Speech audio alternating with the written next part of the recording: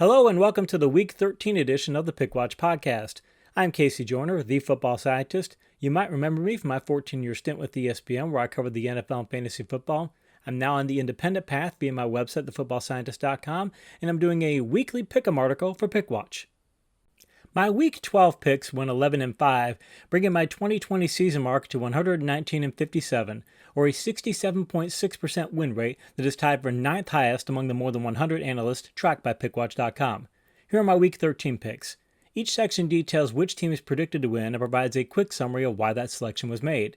The picks also contain a confidence value for each selection, based on a 1 to 10 scale, with 10 being the most confident and 1 being the least confident. Now on to the picks. Let's start with this week's marquee matchup of Cleveland at Tennessee. Cleveland's early season 4-game win streak was built on scoring 32 or more points in each of those victories, but their current slate of 3 consecutive wins was due largely to allowing an average of 16.3 points in those matchups. The Browns' rush game is also back to its elite September form, as Cleveland racked up 575 yards on the ground in that 3-game span. Rush success is par for the course for the Titans, as Tennessee has generated 150 more rushing yards in 5 of its last 7 games. That last factor may not bode well for our Browns defense that has allowed 100 or more rushing yards in 4 of its last 6 contests. Combine that with the Titans having home field, and Tennessee gets this one by a small margin with a confidence level of 3. Next up is Las Vegas at the New York Jets. The Raiders' defensive collapse last week should frankly come as no surprise, as Las Vegas has allowed 30 or more points on 7 occasions this season. What was a shock was the 5 giveaways committed by the Raiders' offense, as the Silver and Black had only tallied 4 giveaways in the previous 6 games combined prior to that contest. The Jets have been playing a lot better of late headed into their matchup against Miami, but they still have a boomer-bust offense that has scored 20 or more points in 2 of the last 3 games, and has also scored 10 or fewer points in 5 of the past 7. The percentages say the Raiders are much more likely to get back to their low-turnover, high-scoring ways than the Jets are to hit the 28-plus point total. So Las Vegas is the pick here with a confidence level of 6. Now let's head up north for the matchup of Jacksonville at Minnesota. The Jaguars are currently on a 10-game losing streak, yet the reality is they haven't been that far from notching their second win of the year. Take out the Steelers game in Week 11, and the Jaguars' last 3 losses have been by a total of 8 points. A major element in Jacksonville staying competitive in most of their losses is turnover differential, as the Jaguars have lost that stat battle by more than one only once since Week 3. That provides the Jaguars with a path to victory against a Minnesota offense that has committed 2 or more giveaways in 7 of the past 10 games. This element will keep the game a lot closer than is generally thought, but home field and the Vikings' edge in offensive talent still keeps this contest in their column with a confidence level of 3. Now we head down south for the matchup of Cincinnati at Miami. Miami's offense did seem to take a step back after rookie Tua Tagovailoa took over as the starter in Week 8. Yet let's not forget that the Dolphins did score 28 or more points in 3 straight games after Tua became the starter. Miami's rush game has struggled of late, due in part to injuries, but the Dolphins have posted 100 or more ground yards in 2 of the past 3 games, and face a Bengals defense that has allowed 140 or more rushing yards in 3 of the past 4 contests. Cincinnati's offense has no such upside path, as the Bengals have scored only 26 points in the past 2 weeks, and set season lows in pass yards, rush yards, and overall yards against the Giants last week. Add these factors to Miami being at home, and the Dolphins are the easy selection in this one with a confidence level of 7. Now let's take a look at the AFC South showdown of Indianapolis at Houston. Houston started off 1-6, but they have been on a tear since their Week 8 bye. The Texans have won 3 of the last 4 since that off week by racking up 370 or more offensive yards and 27 or more points in each of those victories. Houston's defense also ended a 2-game takeaway drought against the Lions by posting a season-high 3 takeaways in that Thanksgiving Day win. The problem for the Texans is they just lost impact wide receiver Will Fuller to a 6-game suspension and thus could see a significant drop-off in their aerial attack. That is a subpar trend headed into a matchup against the Colts squad that has scored 26 or more points in 5 of the past 6 games and 31 or more points in 4 of those contests. With the shootout's path to victory largely pointing in the Colts' direction, they end up as the pick here with a confidence level of 5. Now we're off to the NFC North for Detroit at Chicago. It's easy to see why the Lions elevated offensive coordinator Darrell Bevell to interim head coach status after Matt Patricia was fired, as Detroit has tallied 370 more offensive yards in 5 of the past 7 games, despite dealing with many injuries in that platoon. The Bears' offense has been nowhere near as fortunate, as Chicago has scored 17 or fewer points in 3 of the past 5 games. The Bears' rushing attack has been non-existent, as they have posted fewer than 70 rushing yards in 6 of the last 8 contests. The Bears' vaunted defense has also taken a backward step by allowing 370 more offensive yards in 4 of the past 5 games.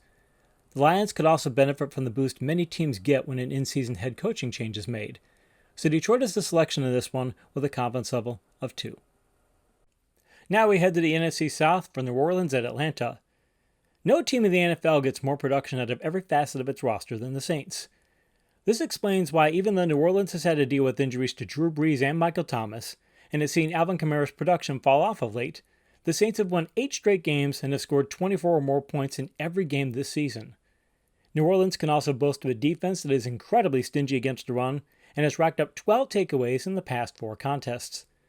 Atlanta's players are showing that they want Raheem Morris to stay as head coach, as the Falcons have won 4 of their past 6 and scored 25 or more points in each of those wins. These trends lean toward this game turning into a toss-up shootout, with the Saints getting the edge due to that aforementioned ability to get across the roster production, and thus they land this pick with a confidence level of 3. Next up is one of the more interesting Week 13 matchups, the New York Giants at Seattle. The Seahawks let Russell Wilson cook early and often in the first 5 weeks of the season, but once that approach led to 3+ turnovers and losses in 3 contests, Pete Carroll decided to go back to the tried-and-true combination of power football and the counterpunch vertical passing game. That approach helped Seattle to a 2-game win streak, but more importantly, it also allowed the Seahawks defense to post consecutive season lows in pass yards and total yards allowed. The Giants are now tied for first in the abysmal NFC East and have won 3 straight games on the strength of a rushing attack that has gained 130 more yards in 5 of the past 6 contests. That platoon will be tested by a Seahawks rush defense that has given up 70 or fewer ground yards in 4 of its last 5 matchups. Throw all these factors in with this being a cross-country trip for the Giants, and Seattle is the choice here by a very strong margin with a confidence level of 7. Now we're off to the NFC West for a matchup of the LA Rams at Arizona. The Rams might be the most frustrating team in the league right now. They've lost 2 games this year to the injury-racked 49ers, were defeated by a Miami team piloted by a rookie quarterback who led the Dolphins to only 145 total offensive yards, and have a 3-4 mark this year if their 4 early season wins against the atrocious NFC East are taken out of the win-loss equation. Arizona is in a similar boat, as 3 of the Cardinals' 6 victories occurred against the Jets, Cowboys, and Washington football team. What is even more concerning for Arizona is Bill Belichick may have just given everyone the blueprint for stopping Kyler Murray with a blitz-heavy scheme that held the Cardinals to under 20 points for the first time this year. The Rams' elite defense could already hold its own before that play-calling edge, but add that factor in, and Los Angeles is the selection here with a confidence level of 3. This matchup is more interesting than the win-loss records might indicate. New England at the LA Chargers. Bill Belichick showcased his play-calling genius once again last week. The Patriots offense had only 69 net passing yards, 179 total offensive yards, notched 2 giveaways, and had the ball for just under 26 minutes of the game, and yet New England beat Arizona by holding the Cardinals to a season-low 17 points and only 160 net passing yards with a blitz-heavy scheme that frustrated MVP candidate Kyler Murray. The Chargers defense has no such advantage, as the Bolts have allowed 27 or more points in 8 straight games. What is most amazing about that streak is the Chargers gave up fewer than 200 net passing yards in 5 of those games. That sounds like a perfect match for the run-centric Patriots, so New England is the choice here with a confidence level of 5. This matchup isn't what we thought it would be headed into the season, Philadelphia at Green Bay. The Packers' offense is on an absolute roll right now, as Green Bay has tallied 31 or more points in 4 of the past 6 games, and has posted 360 or more net offensive yards in all but 1 contest this season. The Packers' defense is also showcasing its takeaway ability, as Green Bay has notched 8 takeaways in the last 4 games. Carson Wentz is rightfully taking a lot of grief for the Eagles' offensive struggles, yet a lot of the blame should go to an injury-racked offensive line that's had 10 different starting lineup combinations this season. Philadelphia's rush defense has also fallen well short of expectations, as the Eagles have allowed 130 more rushing yards in 6 of the past 7 games. Throw in this matchup being at Lambeau Field, and it results in this being one of the most confident picks of Week 13, with the Packers getting this one with a confidence level of 8. Now we head off to an AFC West matchup of Denver at Kansas City. It's actually to Denver's credit that they didn't get shut out last week while playing a practice squad wide receiver at quarterback. Yet it shouldn't be overlooked that in the 2 games prior to that contest, the Broncos scored only 32 points while giving the ball away on 7 occasions. The Chiefs have gone with a more pass-heavy approach of late, due in part to their matchups, but Andy Reid should be able to go with any type of game plan he wants, since Denver has allowed 200 or more rushing yards in 3 of the past 5 games. Kansas City has won 10 straight matchups in this series, and it's very difficult to see a path where that streak ends, so the Chiefs earn a rare 10 confidence level in this one. Next up is part 1 of a 2-part Monday Night Football doubleheader, Washington at Pittsburgh. Washington is far from a dominant team, but they are coming off of their most dominant win of the 2020 season and have won 3 of their last 5. Central credit for this upswing has to go to a defense that has held 5 of its last 6 opponents to 202 or fewer net passing yards, and they gave up 70 or fewer rushing yards to their last 2 foes. The Steelers are the only undefeated team in the league, yet they have had their share of issues, including gaining fewer than 70 rushing yards in 4 of the past 5 games.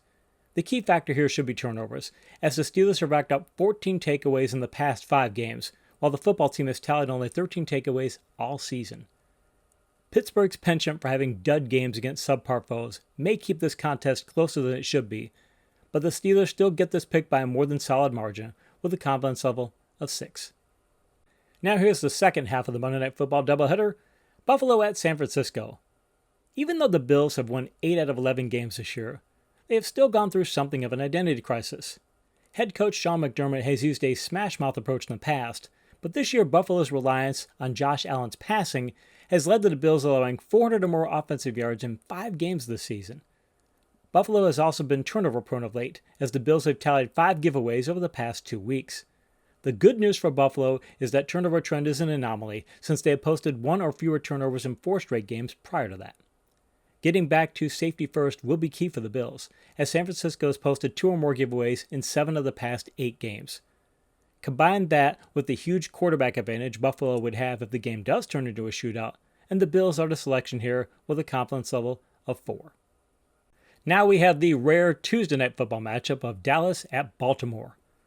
The Cowboys' offense looked like it was back up to speed after Andy Dalton's return against Minnesota in Week 11, but things fell back to earth against Washington on Thanksgiving Day. Take out that Vikings matchup and Dallas has scored 57 points in the past 5 games combined. The Cowboys' defense hasn't fared much better, as Dallas has allowed 69 points, 307 rushing yards, and 768 total offensive yards over the past 2 games alone. Baltimore has lost 4 out of its past 5 games, but they've gone toe-to-toe with some of the league's best teams in that span and have a very good chance to get Lamar Jackson back under center for this matchup. So the Ravens earn the selection in this matchup with a confidence level of 3.